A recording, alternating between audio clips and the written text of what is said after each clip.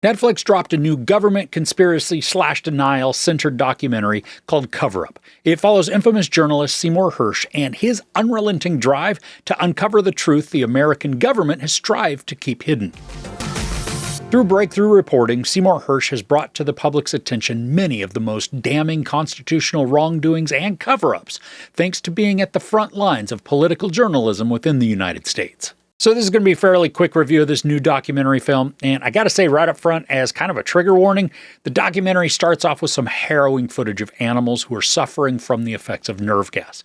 We're shown within the first minute or two, in full color, several sheep who are dead or dying because they were exposed to overspray from a US government test of VX nerve gas. Now, this is mainly told by Hersh himself. He's interviewed by the filmmakers and then gives his very blunt opinions and insights into the government schemes that he's uncovered and even how he's achieved some of that information. Now, the dude, he's not a likable guy. He's acerbic, brusquely rude, but there are moments when his tone makes sense, especially when he finds out that the filmmakers have gotten access to some of his unredacted notes that include the names of his informants and sources.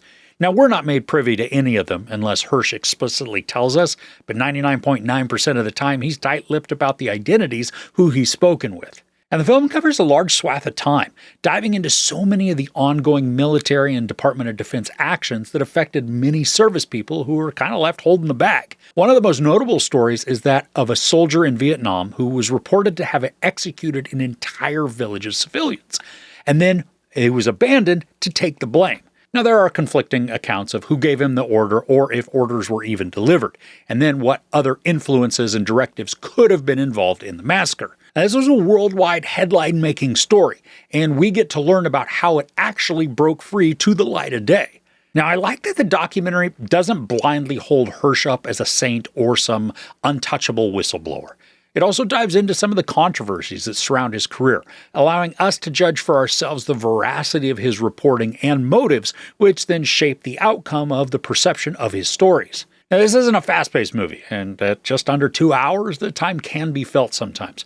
But it's also a frustrating and harrowing look at what many already believe about the American government. It's just providing more evidence to back those beliefs. Now, as a reminder, I don't give couch ratings to documentaries, but if you're already in a disgruntled mindset about the government and you just want to get some more kindling to fuel your ire, give Cover Up a watch. It's intriguing and maddening, but also eye-opening. Okay, are there any current documentaries that you've seen lately that were really great? I would love to hear about them in the comments below. If you enjoyed this review, please give it a like. Also, don't forget to share and subscribe. I'm Chris. This is Movies and Munchies. Thanks for couching with me.